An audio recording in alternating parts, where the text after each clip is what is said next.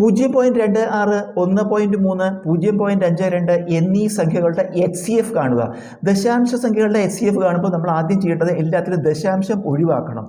ഇവിടെ ദശാംശം കേട്ട് 2 അക്കം, ഇവിടെ ദശാംശം കേട്ട് 1 അക്കം, ഇവിടെ ദശാംശം കേട്ട് 2 അക്കം. ഏതാണ് ഏറ്റവും കൂടുതൽ നോക്കുക? 2. ഇതിൽ രണ്ടിലുമാണ് ദശാംശ സ്ഥാനം കൂടുതലുള്ളത്. അപ്പോൾ എല്ലാത്തിലും നമ്മൾ 2 ദശാംശ സ്ഥാനം വലത്തോട്ട് നീക്കുക. ഇതിൽ ഈ ദശാംശം 2 സ്ഥാനം വലത്തോട്ട് നീക്കുമ്പോൾ 26 എന്ന് വരും.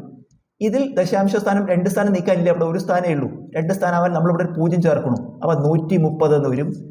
ഇവിടെ 2 ദശാംശ സ്ഥാനം വലത്തോട്ട് നീക്കാം, അപ്പോൾ സംഖ്യ 52 എന്ന് വരും. ഇനി നമ്മൾ HCF കാണുക. എല്ലാത്തിനെയും ഹരിക്കാൻ പറ്റുന്ന സംഖ്യ 13 ആണ്. 2 13 26, 10 13 130, 4 13 52.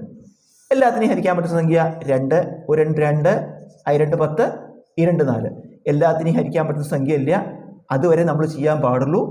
HCF കാണുമ്പോൾ HCF ഈ വശത്തുള്ള സംഖ്യകൾ ഗുണിക്കുക. 13 × 2 26 എന്ന് കിട്ടി. ഇനി നമ്മൾ ചെയ്യേണ്ടത് ആദ്യം ചെയ്തതിൻ്റെ വിപരീതം ചെയ്യണം. ആദ്യം നമ്മൾ എന്ത് ചെയ്തു?